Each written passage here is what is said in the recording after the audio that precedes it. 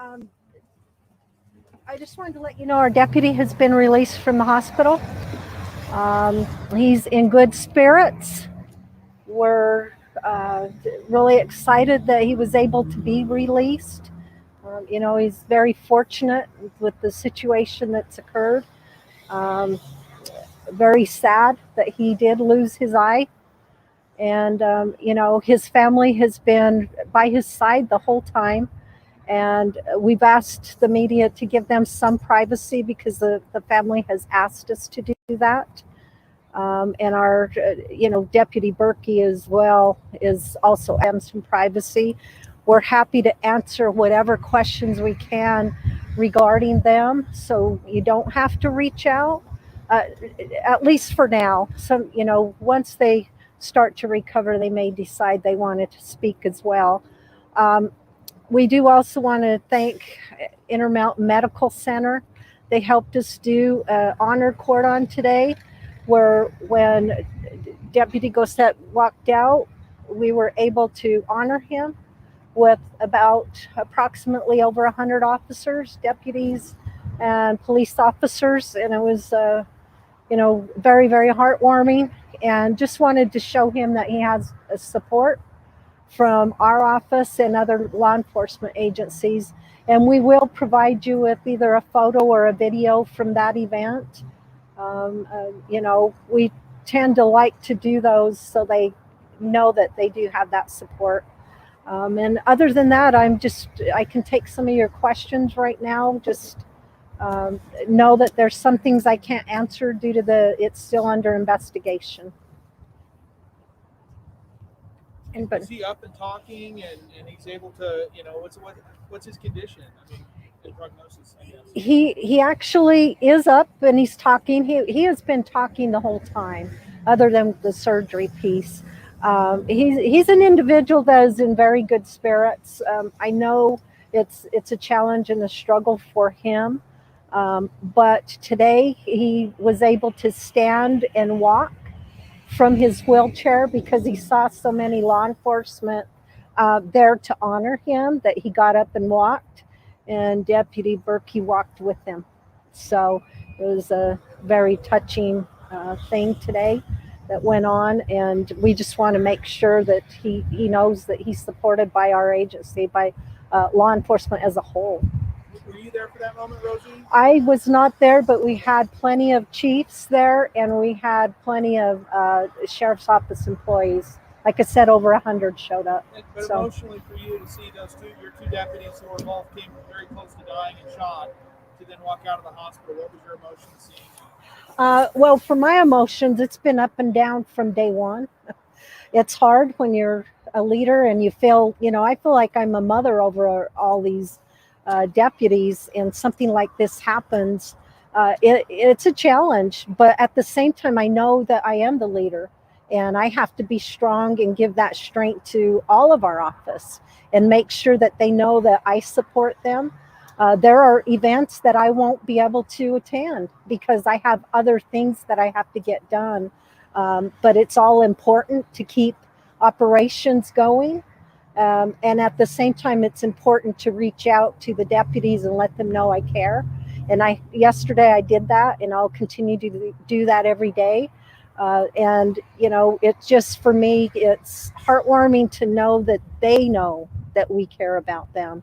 And they're just two individuals who are incredibly lucky that they weren't killed, but they're so strong. And, they're an example for the rest of us. And don't forget, there's not just those two were impacted. There were several that responded very quickly, and we placed them on administrative leave right now to make sure their mental health is okay for them to come back, because it is a real traumatic event for everyone. And we just want to make sure we're taking care of our folks. Are you allowed to talk anything about, since he's talking, can you say anything about what led up to the confrontation? Yeah, we have not had any conversations with him regarding what occurred, simply because the protocol team has to have the opportunity to talk with him first, and we don't want to compromise their investigation at all. So. Have you seen any of the surveillance video yourself? Have you watched it yet? I saw a grainy piece of it yesterday. It wasn't working well on the computer, so I'll wait until it's presented to me to comment on any of the video. Sheriff, there's a part of this that's the OICI, but there's also the backstory with him and the Department of Corrections probation. He was wanted since February. Is your agency looking at that at all? Oh, The are you backstory? talking about the individual that Matt was involved Johnson? in Yeah. the shooting? I have looked at his rap sheet, and that's about as far as I've gone. I haven't. I know the protocol team is looking into that, and that's something that we don't want to compromise at all. So when the protocol team is done with their investigation, we can follow up on other things. But yeah, I have had that opportunity, and I think that they need to finish up with their investigation first so we can figure out why that individual was even here and what occurred and why it occurred. Has there been any dialogue, since you're speaking on behalf of the deputies, between the suspect's family and any of the deputies' families? Any sort of commingling there? Or Not reaching that out? I know of. I do know the individual's family did put out a press release and did mention the deputies in that. But as far as I know, there has been no other contact. And typically, we wouldn't. The protocol team is probably going to want to talk to them as well. What's the mood been like inside of this building over the last few days? Well, the mood has been interesting because we all care about our deputies and we want to make sure they're safe. But at the same time, we still have a lot of employees here. I mean, you're here today. Look at this parking lot; it's full, and we know that this could occur anytime. And so we're trying to meet with our employees and let them know that we're here for any of them if they have any type of concern for their safety. And we're going to continue looking at how we can make this campus more safe. And I do want to clarify, I know it was put out there that this shooting occurred on the jail grounds. This actually isn't the jail grounds. The jail is just south of here, but this is actually the sheriff's office and unified police department admin building where we conduct a lot of business, a lot of investigations, and our records are here. Our forensics team is here, so there's a lot of individuals here, and our priority is to keep our employees safe. Again, Sheriff, any indication why the individual was here on the property? Did he try to go inside the admin building?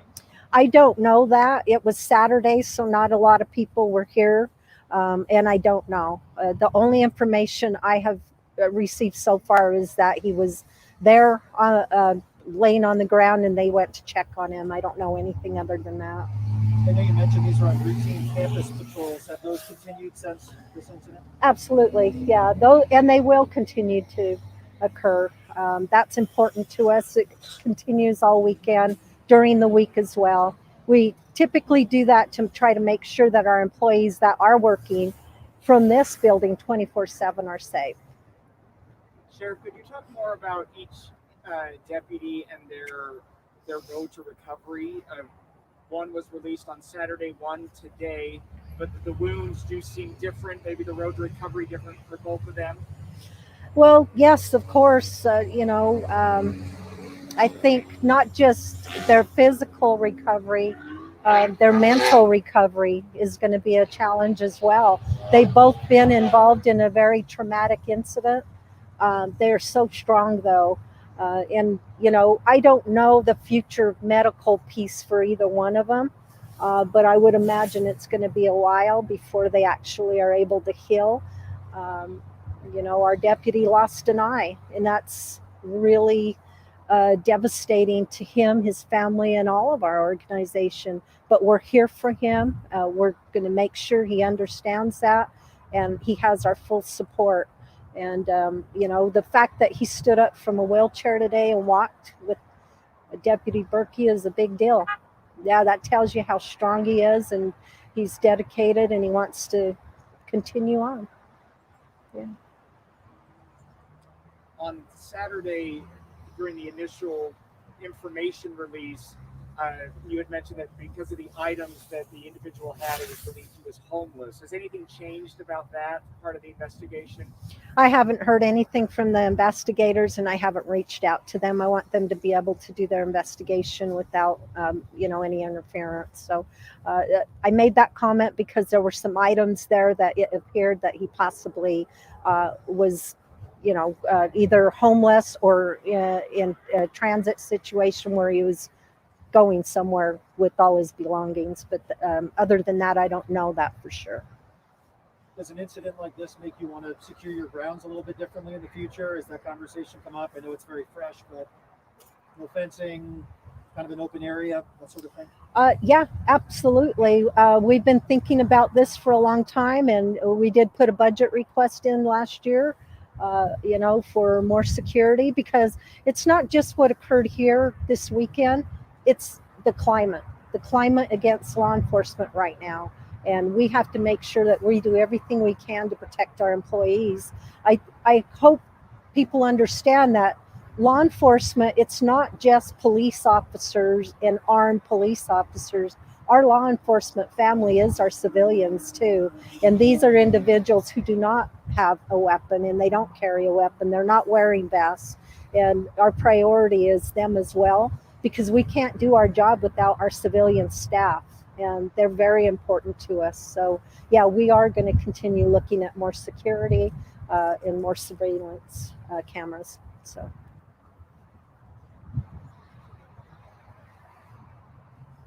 Thank you, Sheriff. Thank you, Sheriff. Thank you.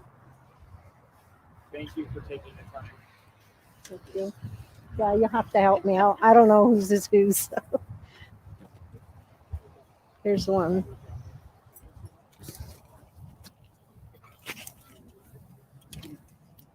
I think you were on the left. Is your? No, that's oh. nothing.